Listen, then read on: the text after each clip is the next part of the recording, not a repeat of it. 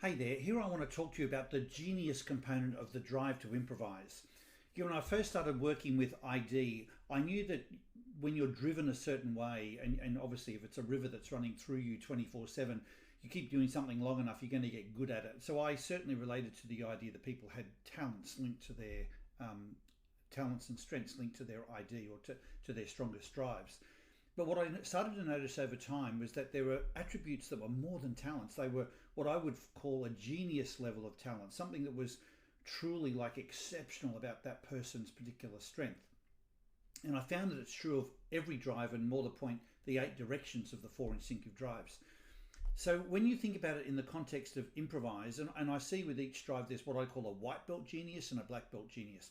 So the white belt genius is the level where people go, that's just amazing that you do that. But it feels for you like, yeah, but surely anyone could do that, you know. So for the improvised drive, that would be what I would call coming up with ideas. Ideas to an improviser are almost a dime a dozen. They just flow in all the time, and as quick as it comes out your mouth, there's another idea that's coming in. And if someone said, but where do they come from? It's like, I don't know, they just come, and they just come in all the time and want to go out. And wherever that one's come from, there's another one right behind it.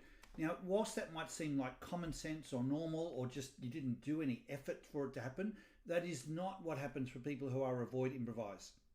I've got friends who have said to me, we've sat there on a Friday night thinking, what do you want to do tonight? Oh, I don't know. What do you want to do tonight? Oh, I don't know. What do you want to do tonight? So in the end, they can't think of anything. So I'll sit there having dinner, watching television. And as much as that's, a blocker for them, someone who's an improviser would say, what about if we try this? What about if we go there? Oh, no, I don't feel like doing this. What about that then? So those ideas are often undervalued by an improviser because they feel like they're just easy to do. But I can assure you they're not so common. And what the reason I share this with you is so that you can own them and you can realize that strength that you have, that genius within you, is not so commonplace. And if you're in a group, whether that group be a family or a group of friends or a work team at work, don't hold back on sharing that and thinking, oh, well, these are just ideas. Not everyone has that ability. And that's one way of you making a really unique contribution to the world.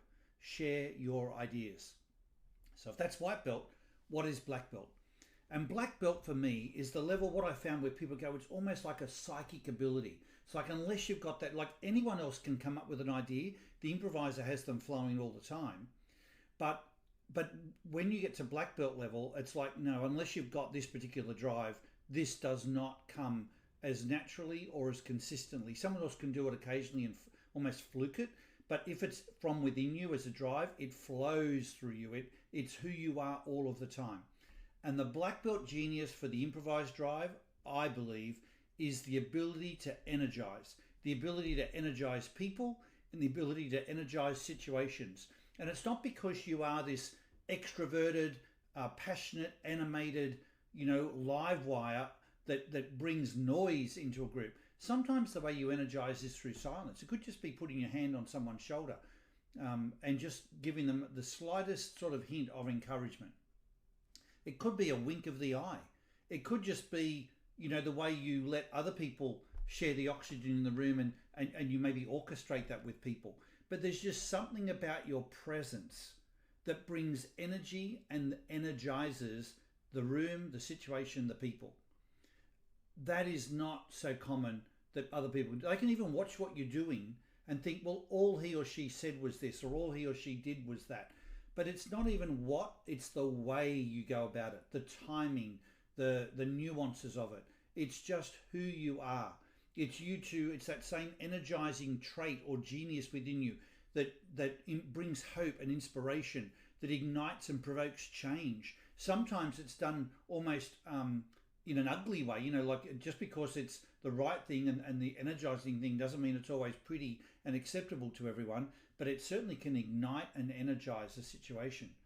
And again, I share it with you so that you can own it. You can have confidence, if that's your ID, that you bring that to the table, that it's not so unique and that it's what you can do to make your own unique contribution to the world.